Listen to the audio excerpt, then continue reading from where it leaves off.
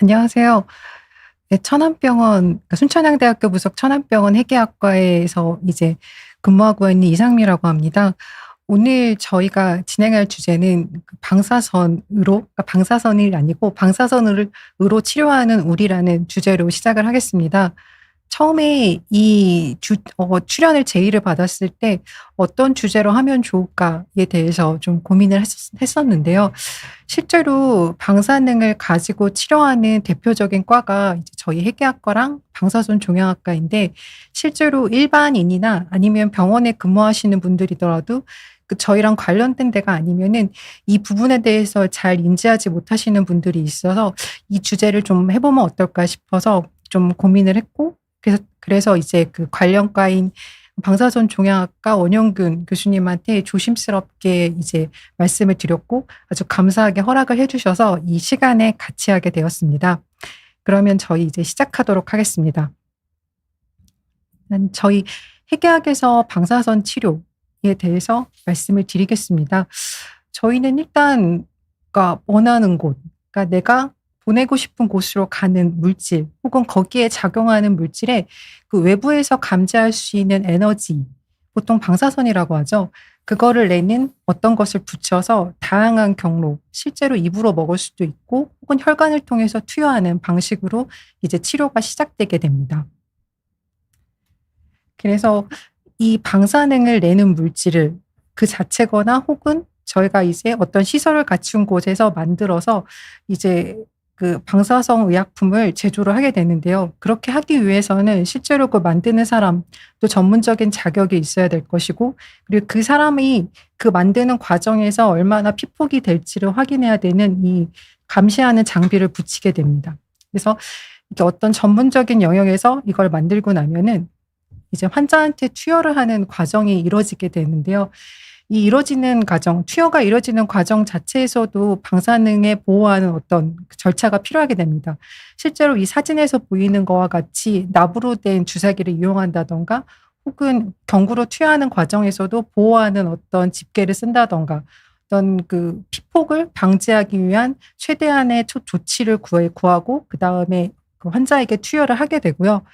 투여를 한 이후에는 환자한테 이제 일정 시간이 지나면 우리가 처음에 의도했던 어떤 부위에 가게 되고 그 부위에서 에너지를 내서 그 부위를 영상을 찍을 수 있거나 혹은 치료를 할 수 있게 됩니다.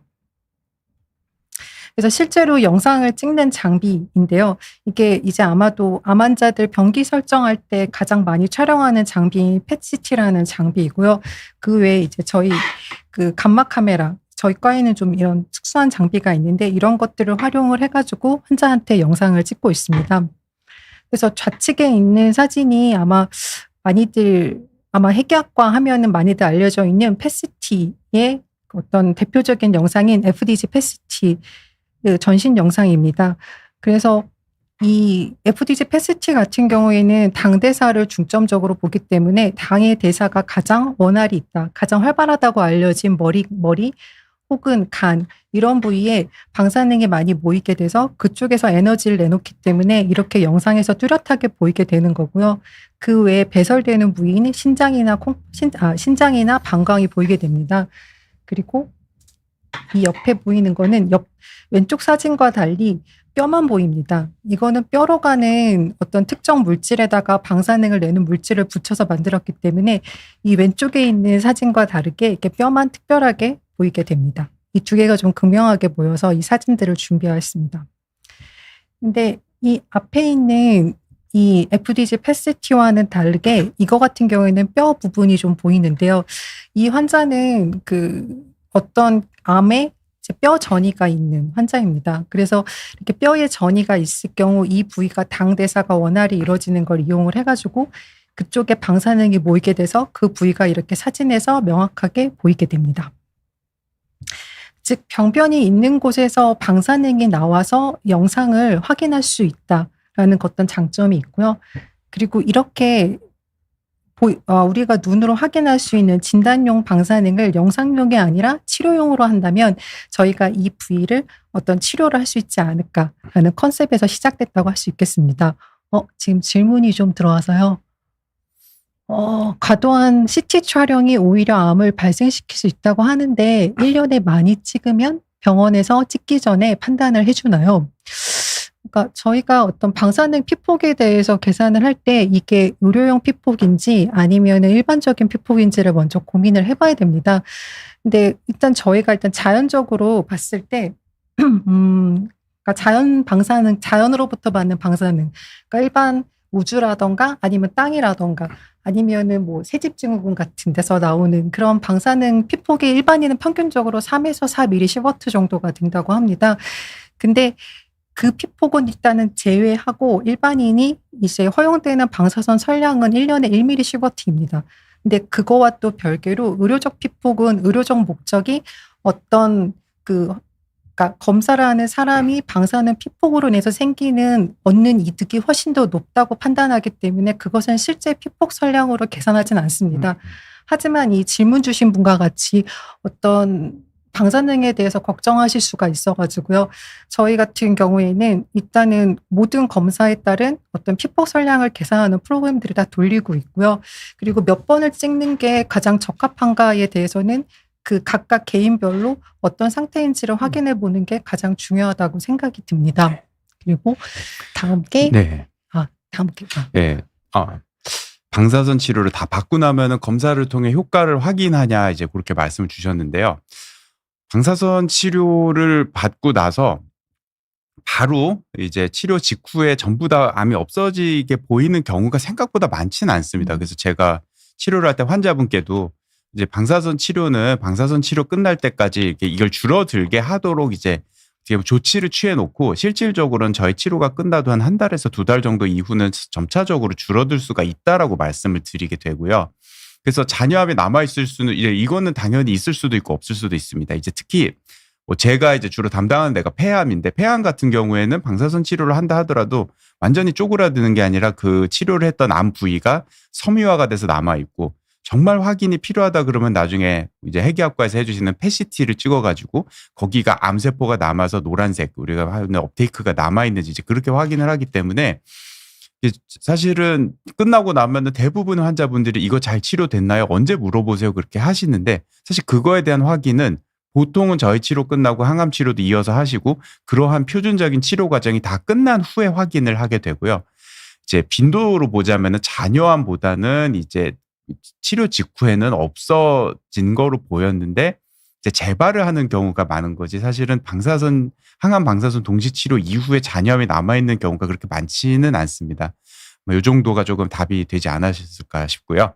예, 계속 이어서 저희 내용 진행하도록 하겠습니다. 네. 그래서 일단은 눈에서 보이는 곳을 치료할 수 있다라는 게 어떤 혁신적인 컨셉이라고 말씀드릴 수 있고요. 지금 현재 저희 해기학과에서 가장 강조하고 있는 내용이기도 합니다. 그 어떤 치료, 세라피와 진단, 다이agnostic가 같이 합쳐진 세라노틱스라는 컨셉이 있고요. 그래서 아주 정확하게 그리고 목표를 정해서 그리고 눈에 보이지 않는 미세한 부분까지도 세포 이하의 단위까지도 치료할 수 있다라는 게 그 세라노틱스의 컨셉입니다. 즉 우리가 영상으로 봐서 확인되는 부위를 바로 치료를 할 수 있게 된다라는 컨셉이죠. 그래서 단순히 영상을 얻는 게 아닌 특정한 부위 혹은 특정한 성질을 가진 부위를 찾아갑니다. 이것이 어떤 엑스레이나 CT, MRI 그런 일반적인 우리가 흔히 알고 있는 의료 영상과는 좀 다른 점이고요.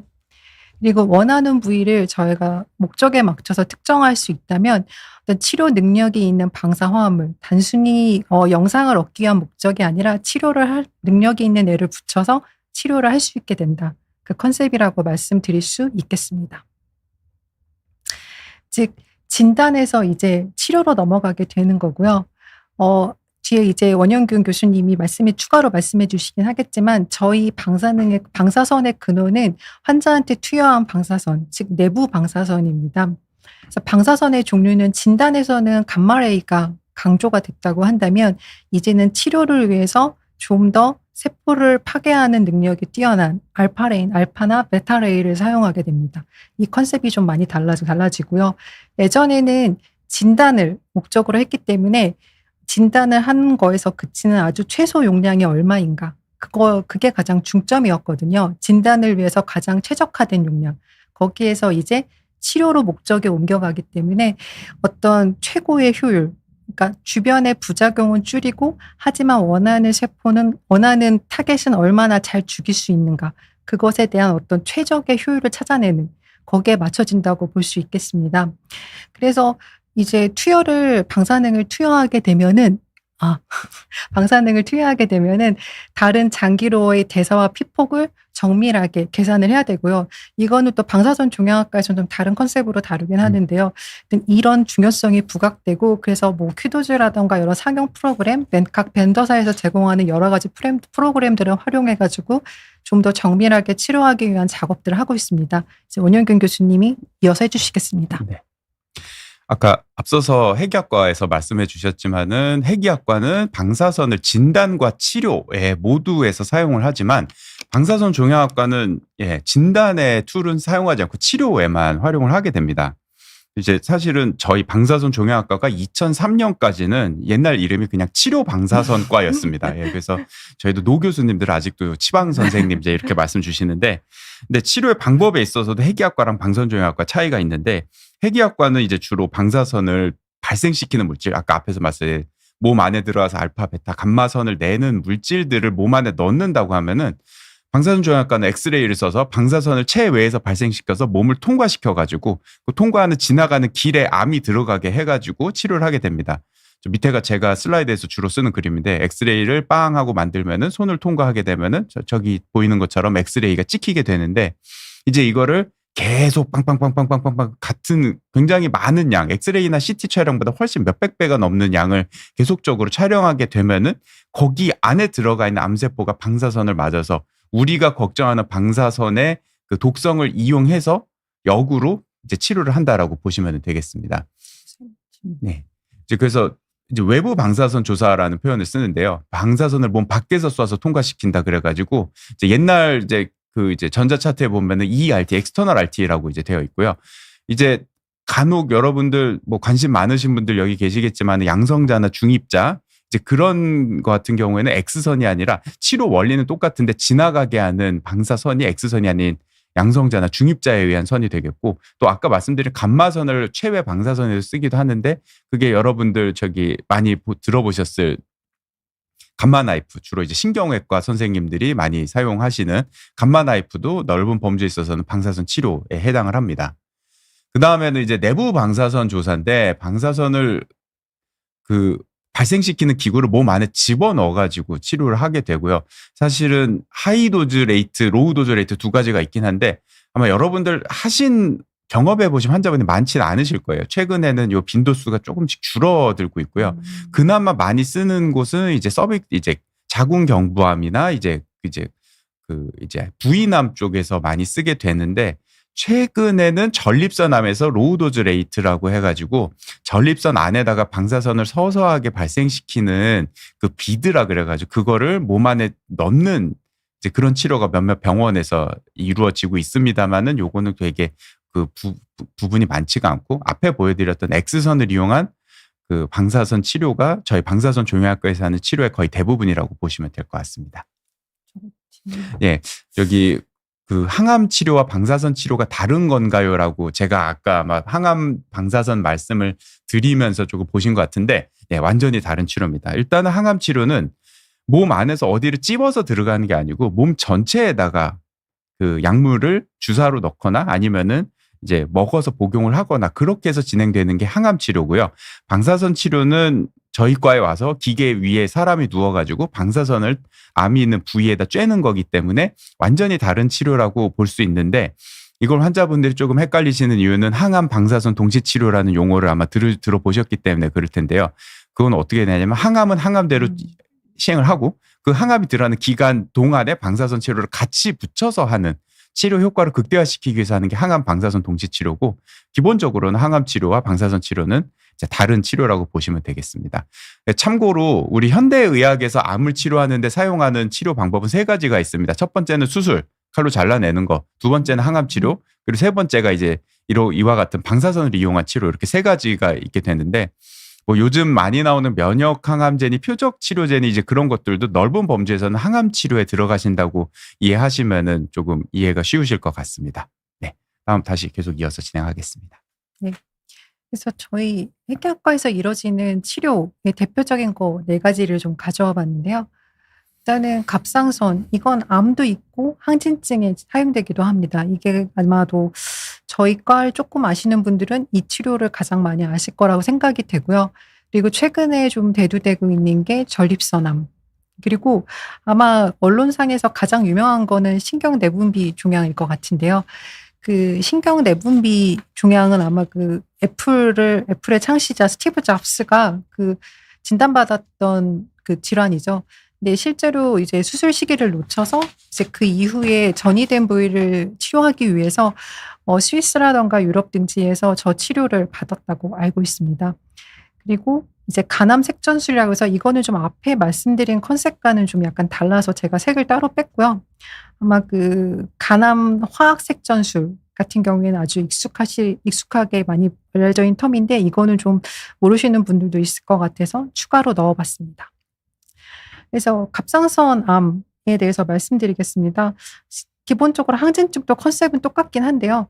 일단은 갑상선 호르몬을 만드는 곳이 이 갑상선 조직이고 이 갑상선 호르몬의 재료는 요오드입니다. 근데 이 요오드라는 것은 자연에 원래 있는 것으로 이제 이것들 중에서 방사선을 내는 거를 만든다면 그 방사성 요오드를 투여하면 그 요오드가 가장 몰리는 곳을 치료를 할 수 있게 됩니다. 그래서 실제로 가장 많이 이루어지는 게 갑상선암을 이제 전절제술을 하는 경우가 있습니다. 환자의 그 병기나 그런 것들에 따라서. 그래서 전절제술을 한 다음에 미세하게 남아있는 이제 갑상선 조직들을 청소하기 위해서 저희가 그 방사성 요오드 치료를 통한 잔여 갑상선을 제거하는 경우가 있습니다. 그럴 경우에는 보통은 그 환자의 어떤 재발의 리스크, 재발의 위험도를 줄이는 거와 두 번째는 임상의들이 환자를 추적 관찰을 할 때 조금 더 정밀하고 정확하게 추적 관찰을 할 수 있다는 그런 장점이 있습니다.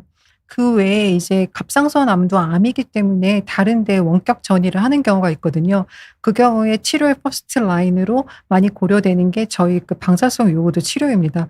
근데 아무래도 요오드의 흡수를 높이는 게 치료의 성공의 관건 중에 하나이기 때문에 환자분들이 치료 자체의 힘든 점보다는 준비하는 과정, 식이요법을 한다라던가 아니면은 격리를 해야 된다라는 점이라던가 그리고 이제 호르몬을 좀 끊어야 된다라던가 그런 점에서 좀 많이 불편함을 느끼십니다.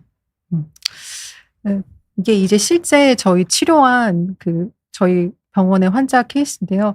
이제 갑상선을 전절제술을 하신 다음에 추적 관찰하는 과정에서 이제 암 추적자, 그러니까 보통 사이로글로불린이나 사이로글로불린 안티바디를 많이 활용하시는데요. 그게 계속 올라가는 양상을 보였고 이제 여러 이제 영상 검사 등을 통해서도 재발 소견을 찾지 못했습니다. 그래서 계속 너무 높아지는 그러니까 암 추적자가 높아지는 소견을 보여서 저희 치료를 시행했는데 수술받은 부위 주변에 이렇게 방사능이 모여 있는 걸 확인할 수가 있었고 그래서 이 부위에 재발이 미세하게 생기기 시작했구나라는 걸 확인할 수 있었고 이 부위가 이렇게 잘 보인다는 거는 방사능이 여기 잘 모였기 때문에 이 부위가 치료는 되겠구나라는 걸 확인할 수 있었던 사례였습니다.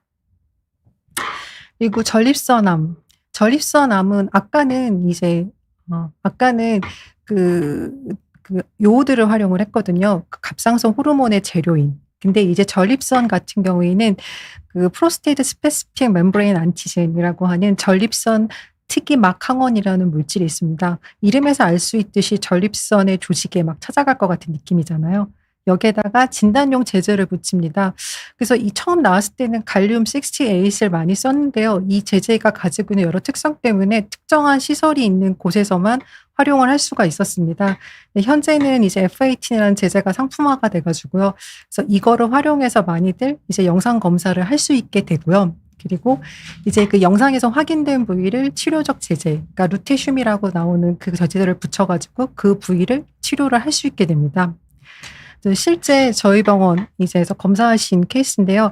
아까 잠깐 지나가서 기억은 못 하실 수 있는데 FDG 팩과는 달리 이 제제는 당대사를 보는 게 아니기 때문에 머리가 보이지 않습니다. 뇌가 보이지 않고요. 그리고 밑에 보시면 이렇게 까맣게 방사능들이 모여 있는 데가 보이게 됩니다. 근데 이제 전립선 암 같은 경우에는 이 골반 쪽을 좀 유심히 봐야 되는데 이 해당 부위가 좀 이상했습니다. 그래서 봤더니 이제 골반 벽 쪽 그리고 이제 좌측 골반뼈 부위에 전이를 확인을 할 수가 있었습니다. 이건 기존 검사에서 확인이 안 됐던, 그러니까 전립선 암 수술을 한 다음에 암 수치가 올라가서 왜 그러지라고 확인을 하다가 못 찾아가지고 저희 검사를 하게 된 경우였고요. 이렇게 검사 부위를 확인할 수 있었고, 이분은 이제 이거에 맞춰가지고 치료가 진행된 케이스였습니다. 신경 내분비 종양입니다. 신경 내분비 종양에 소마토스타틴 리셉터에 결합하는 소마토스타틴 유사체에 이제 갈륨 68을 결합해서 영상을 찍습니다. 그리고 이 영상에서 보이는 부위를 치료용 베타레이를 내는 에이전트, 약 그 어떤 물질에다 붙여가지고 치료를 합니다. 근데 이거 같은 경우에는 환자군이 다른 암처럼 많지는 않습니다. 그리고 그 환자군 내에서도 어떤 제한적 조건이 있을 때 할 수 있기 때문에 그 현재 그 한국에서도 시행은 할 수 있지만 몇몇 센터, 서울대라던가 뭐 분당 서울대 뭐 특정 몇몇 센터에서만 아주 집중적으로 환자군을 모아서 치료를 하고 있는 실정입니다. 그래서 이거는 사진은 따로 제시하지 않겠습니다. 그리고 간암 색전술이 있습니다. 그래서 트랜스 아테리얼 레디오 엠볼라이제이션인데요. 그래서 얘는 투여에서 알아서 찾아가는 게 아니라 이제 직접 혈관을 통해서 병변에 접근을 합니다. 그래서 어떤 영상학과와의 인터벤션 파트와의 협조가 반드시 필요하고요. 이제 고에너지 베타레이를 내는 이트륨이라는 물질을 투여합니다. 그래서 투여한 다음에 일정 기간 동안 이 병변에 남아서 방사능을 내면서 세포를 사멸시키기 때문에요. 그 주변 장기, 폐라던가 장을 좀 예로 들 수가 있는데요. 이 부위에 대한 피폭량 평가가 필수적입니다. 그래서 이제 치료가 진행되는 플로우는 이렇습니다. 이제 소화기 내과라던가 뭐 혈액종양내과 등의 진료를 보고 이제 저희 해계학과랑 영상학과랑 협의해서 스케줄을 조정합니다. 그래서 해계학과 및 영상학과 검사실 스케줄을 같이 맞춰야 되는 게 이제 영상학과에서 혈관을 확보해서 그 루트에다가 이제 방사능 물질을 집어넣거든요. 근데 처음에는 진단용 물질을 집어넣고 그리고 나서 바로 해계학과 검사실로 이동을 합니다. 그래서 이제 이 피폭량이 얼마나 될지를 미리 예측을 하는 프로세스가 필요합니다. 그래서 거기서 치료가 적합한지 여부를 판정한 다음에 치료 용량 결정 및 이제 실제 치료 약물을 주문을 들어가게 되고요. 치료 당일날 마찬가지로 영상학과에서 치료 루트를 확보하면 이제 처음에는 진단용 물질이 들어갔다고 한다면 그 다음에는 그 치료용 물질이 이트리움이 들어가게 되고요. 그리고 들어간 게 잘 고여 있는지, 잘 모여 있는지 확인하기 위해서 해계학과로 와가지고 검사를 하게 됩니다. 그래서 실제 영상을 보여드리겠습니다. 이게 처음에 진단용으로 한 영상인데요. 딱 한 조각만 보이는 게 간에 잘 들어가서 그렇습니다. 이 간에 약이 잘 들어갔다는 걸 확인할 수 있고 이 영상을 바탕으로 피폭량을 계산을 합니다. 그리고 이게 실제 치료 약물이 들어간 사진이고요. 이렇게 단면 영상으로 보시면 이렇게 치료해야 될 부위에 약이 예쁘게 잘 들어간 걸 확인할 수 있겠습니다. 자, 이제 방사선 종양학과로 넘어가겠습니다. 네. 이제 방사선 종양학과는 사실 앞에처럼 어떤 암에서 쓴다라고 할 게 아니라 그냥 악성 종양은 다 치료합니다. 예. 그래서 특정 암종의 사례를 말씀드리긴 어려운데 여기 제 그래프를 가져온 거 보시게 되면은 이제 옅은 파란색으로 되어 있는 유방암 브레스트가 확실히 가장 많은 사례로 치료가 되는 걸 볼 수 있고 그다음이 폐 그리고 전립선 이제 이렇게 하게 되는데 유방암이 사실 많이 치료를 하게 된 이유는 사실 2000년대 1990년대 이제 그 전까지는 유방암이 아무리 작게 있어도 대부분 전절제술을 해야 됐었는데 전절제술이 아무리 크기가 작아도 한쪽 이제 유방을 모두 절제하는 게 너무 이제 하다 보니까 암덩어리만 떼고 대신에 거기에다가는 방사선을 쬐서 그 두 개를 합치는 것이 그 전혀 생존에 있어서 불리하지 않다라고 되게 되면서 유방암이 방사선 치료를 가장 많이 하는 암으로 이제 이렇게 되게 되었습니다. 그리고 그래서 방사선을 대신에 조금 많이 분들이 하시는 생각이 방사선 치료했다. 나 수술 못하고 방사선 한대 그러면은 와 큰일 났다 이제 그렇게 많이 생각을 하시게 되는데 사실은 방사선 치료도 표준 치료를 하기 위한 과정의 하나로 시행됩니다. 아까 말씀드렸던 유방암 같은 경우는 수술 후 방사선 치료에 해당을 하고요. 이제 근치적 방사선 치료라고 해가지고 방사선만 가지고 수술하고 동일하게 완치를 바라보고 하는 치료도 있습니다. 그리고 밑에는 조금 드물지만은 이제 림프종에서 하는 공고 방사선 치료 이제 이런 것들도 있고, 물론 이제 어쨌든 그 전이된 병변을 하기 위해서는 국소적인 암 통제를 하기 위해서 시행하는 게 이제 여러분들이 사실은 조금 무서워하실 수 있는 완화적 방사선 치료가 이제 그에 해당을 이제 하게 됩니다. 그리고 아까 앞에 잠깐 말씀드렸지만 치료에 사용하는 방사선의 종류에 따라서 치료를 조금 나누기도 하는데요. X선이 대부분의 외부 방사선 치료에 사용을 하게 되고요. X선이 발견된 이후 1900년대 초반부터 사실은 이제 피부에 있는 스킨 캔서, 이제 피부암을 없애는데 방사선이 사용이 되었다는 기록이 있습니다. 그러니까 실제로 역사는 100년 가까이 X선의 발견과 동시에 거의 그 방사선 치료도 시작이 됐었는데요.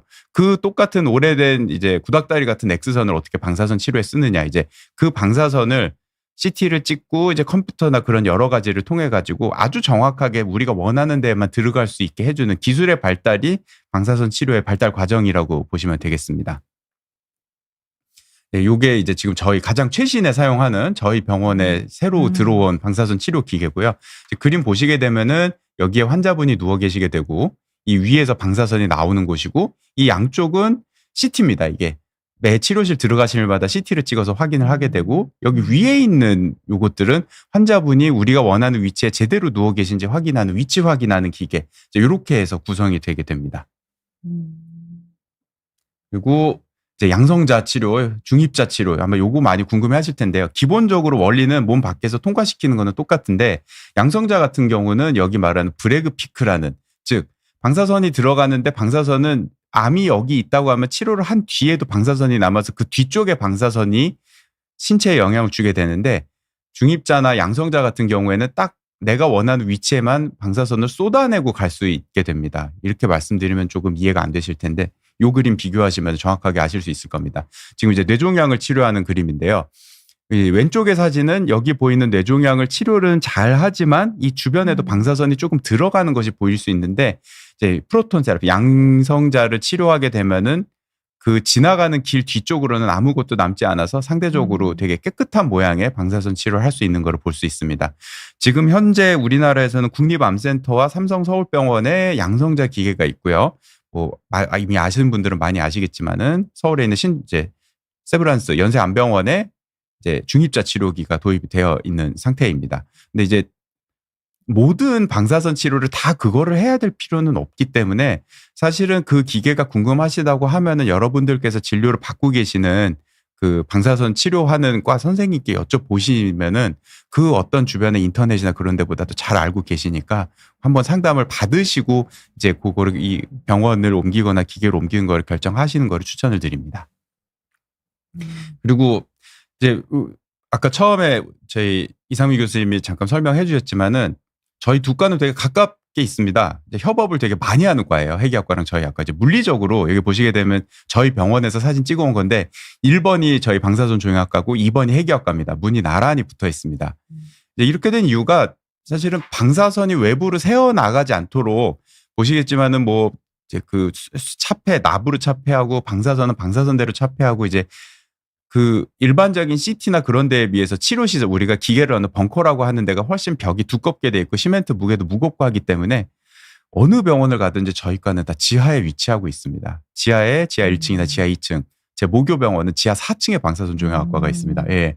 이제 그렇다 보니까 대부분 지하에 위치하게 되고 두 과가 나란히 위치한 병원들이 꽤 많이 존재를 합니다.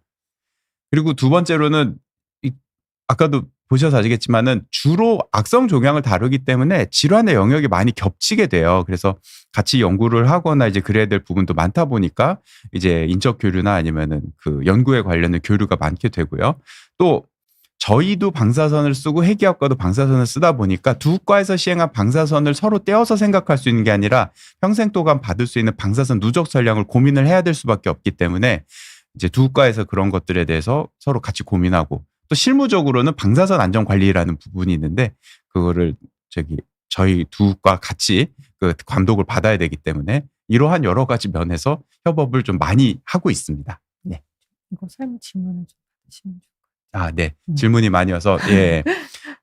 잠깐 짚고 넘어가도록 하겠습니다. 방사선 치료의 부작용은 어떤 것이 있나요? 방사선 치료는 국소적인 치료입니다. 그래서 정확하게 어떤 위치, 예를 들어서 배에다 치료하면 배가 아프고, 식도에다 방사선을 쬐면 식도염이 생기고, 머리에 방사선을 쬐면 머리가 빠지고, 그 해당되는 위치에 따라서 다 각각이 다르기 때문에 그거를 딱 어떻게라고 말씀드리긴 어려운데, 전신적으로 생기는 부작용은 처음 들었을 때 약간 미식거리는 거, 이제 항암제와 비슷하게 처음에 미식거림이 조금 생기게 되고요. 그런 부분들이 있다고 보시면 되겠습니다. 혹시 이제 네. 그 해기학과에서 가장 많이 하는 요오드 치료에서 네. 혹시 뭐 어떠한 부작용이랄까 조금 설명해 주실 만한 게 있으실까요? 그러니까 갑상선 암에 쓰이는 요오드 같은 경우에는 이제 그렇게 큰 부작용은 없지만, 이게 방사능이 모이는 곳인 침샘의 염증이 그 환자의 QOL을 결정하는 가장 큰 원인으로 알려져 있고요. 그 외에 뭐 사망에 이른다라던가 아니면 뭐 엄청나게 큰일이 생긴다거나 그런 일은 없습니다. 아무래도 방사선 종양학과에서 쓰이는 방사선의 양에 비하면 그렇게 크지는 않거든요. 그래서 그쪽은 아주 집중적으로 탕 쏴서 죽이는 개념이라면, 저희는 주사에서 찾아가서 없애는 컨셉이라 그렇게 어떤 총으로 딱 쏘는 그런 느낌은 아니긴 해서요. 근데 이제 말씀하신 전반적인 그 컨디션의 저하라던가 그런 힘듦은 좀 느낄 수는 있지만 아주 경미합니다. 경미하고요. 네.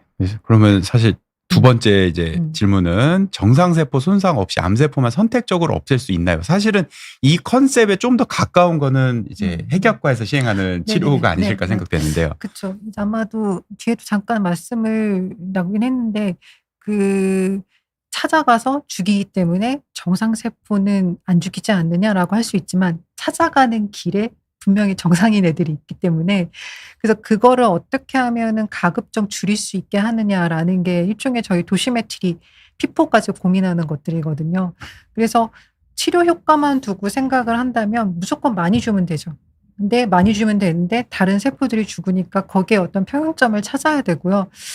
그리고 아마 방종 교수님도 말씀을 주실 것 같긴 한데, 방종 같은 경우에도 지금 예전에 아주 초창기 하던 방사선 치료 생각해보면 거의 엄청 때려붙잖아요. 근데 그걸 점점 이렇게 다가가는 그런 컨셉이잖아요. 그러니까 저희도 약간 그런 컨셉이랑 비슷하다고 생각하시면 될 것 같고, 그리고 방종 같은 경우에는 그런 사이드가 났을 때 좀 더 적극적으로 좀 치료를 이렇게 막 하시죠. 사실은 저희는 이제 부작용이 생길 수 있다를 전제를 하고 이제 준비를 하고 시작을 하기 때문에, 그리고 이제 저희 과에서 암세포만 선택적으로 없애는 거는 물리적으로 기계를 더 이제 멋있게 만들고 기계를 좀 더 좋게 만들어 가지고, 방사선을 예를 들어서 뭐 마우스가 이렇게 있는데 이만큼 치료를 했다 그러면 이 마우스 모양에 최대한 가깝게 이제 방사선 치료 범위를 줄여서 치료하는, 이제 그게 저희 과에서 그 암세포만 선택적으로 없애기 위해서 하는, 그러니까 그러한 발전 방향이라고 생각을 하면 되겠습니다.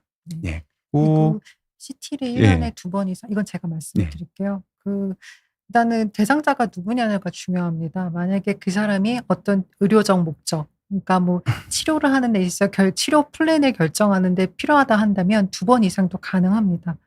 하지만 이제 그것이 그 환자의 남은 여명이나 삶의 질들을 고려했을 때 그렇게 유의하지 않다고 생각하면 대부분의 주치의 선생님들은 이제 그렇게 과도하게 검사는 하지 않으시는 걸로 알고 있고요. 그리고 가장 지금 그 일반인들이 가장 걱정하시는 게 이제 그 나가사키라던가 아니면 히로시마가 원폭 사건, 그런 거와 같이 연계해서 무섭지 않냐 생각을 하시는데, 실제로 그쪽 단위에서 이루어지는 방사선의 피폭량은 거의 지금 저희가 쓰는 단위 이상의 엄청난 양이기도 하고요. 그리고 의료적 목적으로 쓰는 방사선의 양은 그거에 비해서 아주 적긴 합니다. 그렇다고 괜찮다는 건 아니에요. 근데 그렇지만 어떤 목적이 무엇이냐에 국한해서, 그러니까 의료 치료적 목적, 그리고 그 플랜이 명확하다고 한다면은 그거에 따른 걱정은 한켠에 접어두시고 치료에 전념하시는 게 맞다고 생각이 들고요. 그리고 건강검진 때 췌장 PCT를 찍고 췌장 CT를 찍었다라고 했는데요. 실제로 그 일반적인 범용적인 그 방사선 양에서는 그것 때문에 머리가 빠지거나 살이 빠지거나 그럴 가능성은 거의 없다고 보셔도 되고요. 근데 오히려 다른 질환들, 그러니까 그러니까 뭐 당뇨라던가 아니면 다른 숨겨져 있는 암이라던가 그런 것들에 대한 워크업은 좀 해봐야 될 필요는 있겠지만 실제로 앞전에 하신 검사들 때문에 내가 머리가 빠지고 살이 빠진다라고 말하기는 어렵습니다. 네. 그래서 뭐 크게 걱정을 하진 않으셔도 될 것 같고요. 제가 실질적으로 아까도 말씀드렸지만은 그러니까 췌장 CT를 찍고 폐 CT를 찍었으면 사실은 이제 그 두부 이제 머리 쪽에는 방사선이 거의 안 들어가길 거기 때문에 그 몇백 배를 찍는 방사선 치료도 배에다 하면 머리카락 영향은 없거든요. 그래서 뭐 다른 원인을 찾아보시는 게 맞지 않을까 그렇게 생각이 됩니다. 네. 그러면 제가 슬라이드 하겠습니다. 그래서 이제 저희 방사선 종양학과랑 협업하는 그 부분에 대해서 좀 언급을 드리겠습니다. 일단은 저희는 원하는 곳, 내가 보내고 싶은 곳으로 가는 물질에 외부에서 감지할 수 있는 에너지를 붙여서 다양한 경로를 통해서 환자에게 투여를 하고, 방사선 종양학과 같은 경우에는 아까 원영균 교수님 말씀하신 것처럼 원하는 암의 위치를 정확히 조준을 해요. 근데 이게 단순히 의학적으로 하는 게 아니라 물리학적, 생물학적 그런 것까지 다 고려를 하셔가지고 타겟을 정하고 외부에서 에너지를 직접 해당 위치에 조사를 합니다. 쏜다는 얘기죠. 그래서 그 부위를 치료하는. 그렇기 때문에 저희는 방사선 이슈가 생길 수밖에 없습니다. 그렇기 때문에 그와 관련된 어떤 합병증이라던가 아니면 그것을 좀 더 줄일 수 있는, 그리고 치료에 가장 적절한 용량에 어떻게 도달하게 할 수 있는가, 그거에 대해서 많은 작업들을 좀 같이 하는 편입니다. 특히 저희가 고민하고 있는 게 정확한 장기 피폭량, 여기에 얼마만큼 들어가게 되고 얼마만큼 위해가 되느냐, 그것들에 대해서도 논의는 좀 많이들 진행하는 편이고요. 그래서 실제로 이제 저희 순천향대학교 부속 천안병원에서 방사선, 제가 말씀을 드려도 될지 모르겠는데, 방사선 종양학과 같은 경우에는 여성암 치료 전문을 내세우고 있습니다. 그래서 이제 그 여성암 치료센터에 맞춰서 이렇게 세팅들을 해나가고 계시고요. 그래서 상당히 많은 양의 유방암이라던가 자궁경부암이라던가 그런 여성 부인과적인 질환들에 대한 것들을 많이 하고 계시고, 그쪽에 또 관심이 많으셔가지고요. 저희과랑 실제로 하고 있는 했던 연구들인데요. 일단은 그러니까 여성암의 대표적인 게 유방암입니다. 근데 유방은 양쪽에 있고 특히 왼쪽에 있는 유방암 같은 경우에는 그 뒤쪽 장기가 심장이 있습니다. 그렇기 때문에 이 심장이 굉장히 중요한 장기이기 때문에 이 방사선 치료가 어떤 영향을 주느냐가 상당히 신중하게 고려해야 되는 면이거든요. 근데 아무래도 이쪽에 대해서 각각 핵의학과 방사선 종양학과 따로따로 연구를 한다면 그것이 좀 가지고 있는 제한점이 있기 때문에 같이 제의를 해서 했던 게, 실제로 여러 도주, 그러니까 방사선 양에 들어가는 양에 따라서 혹은 여러 치료 세팅이 어떻게 바뀌느냐에 따라서 심장에 주는 영향이 어떠한가에 대한 연구를 같이 협업을 해서 했고요.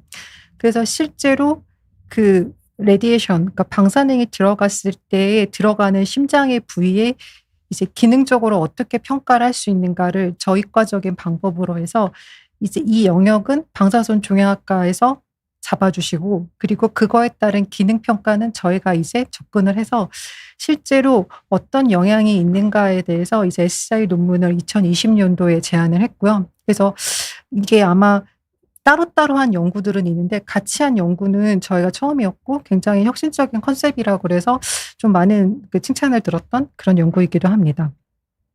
그리고 또한 이제 저희 유방암 환자분들이 방사선 치료를 할 때 아무래도 가슴에 있는 뼈, 갈비뼈에 있는 부위가 좀 통증을 호소하시는 분들이 있어요. 미세하게 골절이 올 수도 있고요. 그래서 이런 미세한 골절들이 왔을 때 이 골절에 영향을 미치는, 그러니까 방사선 치료할 때 어떤 점들을 고려해야 되는가에 대한 연구도 한번 해봤고요. 그랬더니 이제 흉벽의 두께라던가 아니면은 치료 용량이라던가 그런 것들이 영향을 줄 수 있다라는 거를 이제 이것도 한번 최초로 한번 같이 연구를 했었던 것입니다. 그래서 지금은 이제 여성암 쪽에 대해서 좀 같이 해내가고 있는 중이고요. 그래서 이런 후향적 연구 데이터를 기반으로 해서 프로스펙티브한 스터디들을 이렇게 진행을 하고 있고요. 그래서 지금 아까 말한 여러 가지 것들 외에 다른 것들, 바이올로직 마커들이라던가 아니면은 조직학적 소견들을 같이 컴바인 해가지고 스터디들을 하는 그런 연구들을 지금 하고 있고요. 그리고 그 외에 방사선 종양학과에서도 많이 이루어지는 치료가 두경부 종양입니다. 근데 이 두경부 종양에서는 방사선이 빵 들어가니까 이 침샘 쪽의 기능이 떨어질 수밖에 없거든요. 그래서 이 침샘 기능을 평가하는 검사 중에 하나가 저희 과에 있어서 그거를 같이 또 컴바인해서 어떤 영향을 줄 수 있는가, 어떻게 하면 좀 더 치료했을 때 환자들이 이런 침샘의 손상이 없이 치료를 할 수 있는가, 그런 것들에 대한 연구도 하고 있고요. 또한 그 방사선 치료에 또 많이 쓰이는 게 그 직장암입니다. 오히려 이거는 수술을 대체할 수 있는, 네. 수술을 대체할 수 있는 그런까지 그 스펙트럼이 넓어지고 있어서 실제로 이 방사선 치료를 했을 때 환자의 삶의 질이라든가 주변에 어떤 것들이 이제 좀 치료 효과를 높일 수 있는가에 대한 연구들도 있어서 이제 그런 것들을 좀 같이 지금 저희가 주요하게 연구를 같이 하고 있고요. 그다음에 주요 사례들 같이 각자의 필드에서 하다가 좀 같이 논의를 해봤으면 좋겠다 싶은 사례들을 좀 모아서 이제 월 1회 정도씩 이제 연구 미팅을 하고 있습니다. 그래서 저희가 이제 그런 여러 가지 공통점들이 있고 같이 연구를 해나가는 면들도 있어서 이런 것들을 좀 말씀드렸습니다. 오늘 몇 가지 발표 내용은 여기까지고요. 네. 코멘트 주시고 싶으신 게. 이제 아까 앞에서 두 개 이제 유방암 관련돼서 말씀을 주셨습니다만은 이제 유방암이 저희 방사선 치료에서 되게 중요한 이유가 이제 아까 앞에서 절대적으로 보여드린 환자 수도 많은 것도 있지만은 대부분 이제 1기나 2기 즉 저희가 5대 암이라고 하는 암 중에서 그나마 유방암이 가장 많은 이제 긴 기간 생존을 하시고 우리가 흔히 완치라고 말하는 10년 이상 재발 없이 지내신 분들도 많다 보니까 사실은 일찍 돌아가시는 이제 그 기대음악이 짧은 암에서는 이런 심장 독성이 나오거나 갈비뼈가 부러지거나 그런 거가 나타나기에는 시간이 조금 부족한데 이제 유방암 같은 경우에는 암을 치료한 이후의 삶도 굉장히 중요하시거든요. 그래서 그 암 치료를 완치를 하고 우리가 흔히 말하는 재발하지 않은 상태에서 어떻게 그 좋은 삶의 질을 가지고 사시느냐에 되게 중요한 내용이기 때문에 이제 이런 것들을 저희가 조금 가장 좀 관심 있게 좀 연구를 하고 있다고 말씀드릴 수 있겠습니다. 네. 네, 이제 저희 발표 내용은 여기까지 된 것 같고 오늘 제가 처음 방송 오면서 이제 각오를 하고 온 질문이기는 한데요. 예, 중입자 치료에 대한 질문을 주셨습니다. 중입자 치료는 어떤가요? 더 좋은 건가요? 사실 그 어떻게 설명을 드리냐면은 우리가 차로 서울에서 부산을 간다라고 할 때 일반적인 승용차나 버스나 뭐든지 타고 갈 수 있습니다만은 KTX를 타고 갈 수도 있고 비행기를 타고 갈 수도 있고 그런데 꼭 비행기를 타고 가야 되는 곳이 있죠. 제주도. 이제 그런 것처럼 중입자 치료가 분명히 좋기는 하지만 중입자 치료만으로 치료할 수 있는 케이스들은 그렇게 많지는 않습니다. 그래서 그리고 아직까지는 지금 중입자 치료 기관이 저기 연세한병원 이제 세브란스 한 군데밖에 없기 때문에 그 치료 시기를 원하시는 대로 받지 못하실 경우에는 특히 이제 빠르게 자라는 폐암이라든지 이제 췌장 관련 이제 그런 그러니까 굉장히 빠르게 자라는 암에서는 그 치료 시간을 기다리시는 동안에 병기가 바뀌거나 사실 그럴 위험성이 조금 있기 때문에 이제 그래서 물론 많은 데가 다 있으면 좋겠지만은 모든 곳에서 모든 방사선 치료, 모든 X선 방사선 치료를 중입자로 대체하기에는 쉽지가 않습니다. 이제 그렇기 때문에 그거는 정말로 이게 그 중입자 치료에 맞는 그것인가 이제 그거에 대한 고민은 조금 해보시는 게 필요할 것 같고요. 지금 여기 주신 정보만으로는 어떤 암에 대한 얘기인지 그걸 알 수가 없기 때문에 큰 원론적인 면에서는 이 정도로 설명을 드리는 게 가장 적절할 것 같습니다. 그 다음에 이제 방사선 치료는 입원해야 하는 건가요? 아니면 외래로 매일 병원 다니는 건가요? 원칙적으로는 후자를 추천을 드립니다. 방사선 치료 단독일 경우에는. 그런데 이제 항암 방사선 동시 치료를 하신 경우에는 항암 치료는 주사로 들어가셔야 될 경우에 이제 2박 3일 주사를 맞아야 되는 주사들이 간혹 있습니다. 그런 경우에는 어쩔 수 없이 입원을 하셔야 되고요. 근데 이제 저희 이제 천안이라는 위치가 이제 어쨌든 천안 분들만 오시는 건 아니거든요. 이제 저희가 믿기 어려우시겠지만 충청남도에서 가장 서쪽에 있는 의료기관입니다. 천안이 동쪽에 있는 도심에도 불구하고 저희 천안 서쪽에는 완전히 그 방사선 치료 시설이 없으세요. 그러면 이제 태안, 뭐 서천, 보령 이제 그런 곳에서도 사실은 이제 그런 경우에는 매일 통원하시는 게 결코 쉽지는 않지만 그럼에도 건강이 가능하시면은 통원을 추천드리는 이유가 방사선 치료는 하루에 한 20분에서 30분 정도. 그러면 나머지 23시간 30분 동안 아무것도 안 하고 병원에 계셔야 됩니다. 이제 그것이 병원이라는 곳이 어쨌든 환자들을 모아놓은 공간이기 때문에 항상 안전하다라고 볼 수는 없거든요. 그래서 이제 외래로 다니시는 것을 추천을 드리나 이제 뭐 너무 연로하시거나 내지는 혼자 다니시기에 뭐 교통편이 그러시거나 이제 그런 경우에는 입원을 해서 하시는 경우도 있고 대부분 서울에 있는 빅센터에서는 입원 안 하고 하시는 걸로 제가 그렇게 알고 있습니다. 그리고 다음 방사선 치료는 암에만 쓰이나요? 요거는 제가 이상비 교수님께 질문 드리면은 핵의학에서 암에 저희는 항진증 때 요오드 치료를 하는 경우가 있고요. 그리고 아주 태고적에는 류마티스 관절염 환자들한테서 직접 그러니까 방사능 동위원소를 주입을 해서 이 부위에 불필요한 조직을 없애는 염증을 가라앉히는 것도 했었다고 해요. 근데 이거는 워낙 대체하는 치료가 많아서 없어졌고요. 실질적으로 현재 남아있는 암 외에 쓰이는 거는 항진증 정도, 갑상선 항진증일 것 같고요. 아마도 방송 쪽에서는 좀 이것저것 쓰는 게 있다고 저는 알고 있습니다. 이제 아까 말씀드렸던 이제 그 염증 이제 켈로이드.